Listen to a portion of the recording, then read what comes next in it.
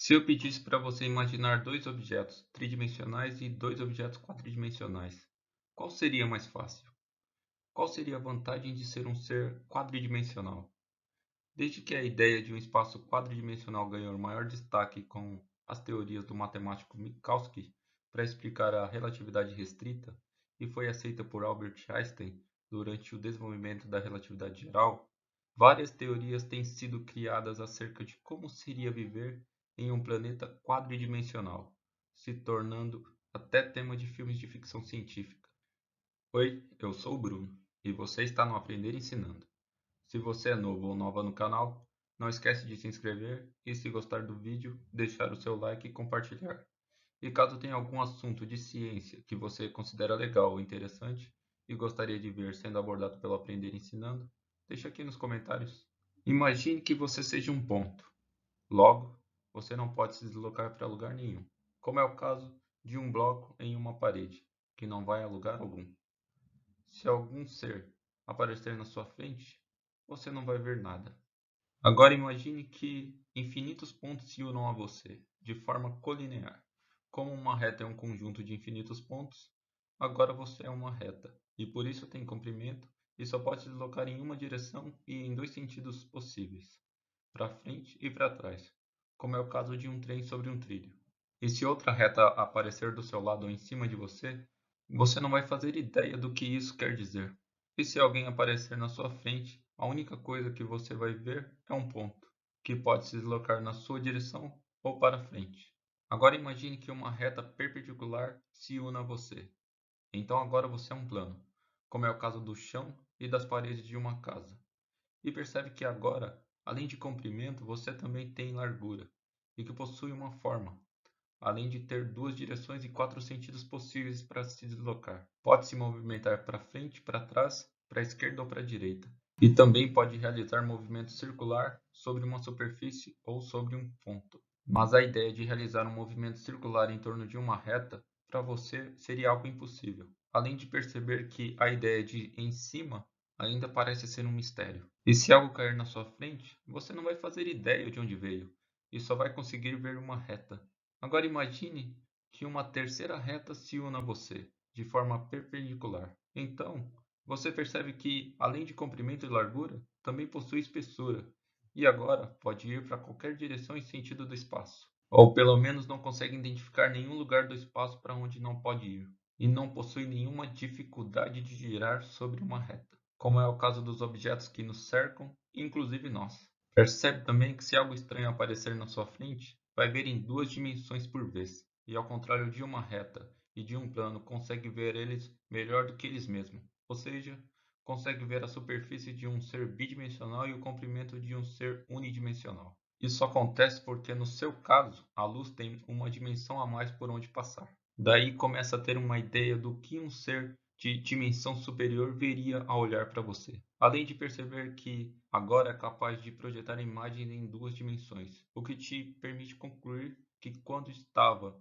em duas dimensões era capaz de projetar imagens em uma dimensão, e quando estava em uma dimensão não conseguia projetar dimensão alguma, e quando era um ponto nem sequer tinha dimensão. Agora imagine que uma quarta reta se una perpendicular aos seus outros três eixos. Parece impossível, não é?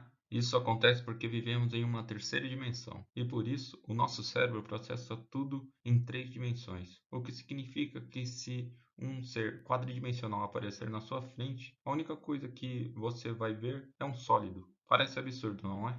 Mas quando observamos os outros espaços dimensionais, é exatamente o que acontece. Se você aparecer na frente de um plano, a única coisa que ele vai ver são retas, porque a mente dele não exige que ele precise saber mais para sobreviver ali. A mesma ideia é válida para nós. Mas então, como eu veria no espaço quadridimensional, Bruno? Ver você não pode, mas pode imaginar. E a melhor forma é usar do que já tem, para chegar a resultados que não pareçam absurdos. Como assim? Pode usar o que você já conhece das outras dimensões e imaginar como seria para eles uma expansão para a próxima dimensão. Por exemplo, imagine como seria para um ser bidimensional identificar uma terceira dimensão, ou seja, saber que além de frente e trás, direita e esquerda, também existe em cima e embaixo. Para nós é fácil enxergar isso porque faz parte da nossa realidade, mas para eles seria algo muito difícil de conceber. Fica fácil entender o lado deles quando tentamos enxergar uma quarta dimensão. Para um ser bidimensional, as figuras estão totalmente delimitadas por suas linhas, enquanto que para nós os objetos sólidos estão delimitados por sua superfície. Para um ser do plano conseguir enxergar a terceira dimensão,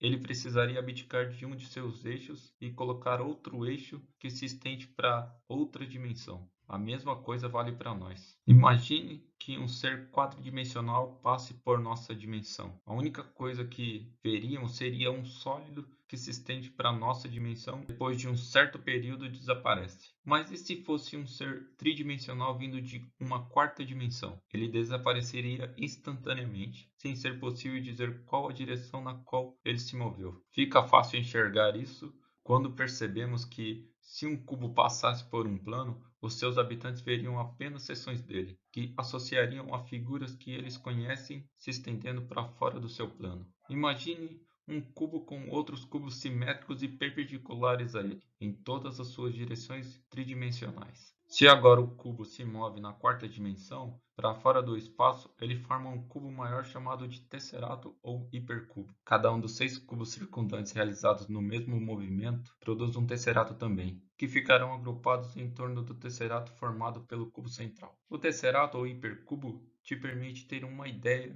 de como seria um ser quadridimensional. Ele é um policoro regular, ou seja, um politopo de 4 dimensões, feito de cubos perpendiculares que se estende para uma quarta dimensão perpendicular às outras 3. Ele é dado pelo encontro de 8 cubos que se encerram. O primeiro é o cubo central e o último é o cubo maior, no final do seu movimento. Todo cubo é um limite do tesserato. Se representarmos esses 8 cubos no plano, teremos 4 quadrados. Logo, no espaço quadridimensional, devemos esperar ter 16 corpos de 4 dimensões. Quanto ao número de quadrados formados na quarta dimensão, como um cubo é composto por 6 faces, cada face dá origem a um quadrado totalizando 12 quadrados, 6 na sua posição inicial e 6 na sua posição final. Logo, cada uma das 12 arestas de um cubo rastreia um quadrado no movimento na quarta dimensão, totalizando 24 quadrados. Quanto ao número de arestas, um tesserato possui 12 arestas na sua posição inicial, 12 na sua posição final e 8 ligando a sua posição inicial com a final, totalizando 32 arestas. As seções cúbicas do tesserato estão relacionadas ao cubo que vemos, já que as seções quadradas do cubo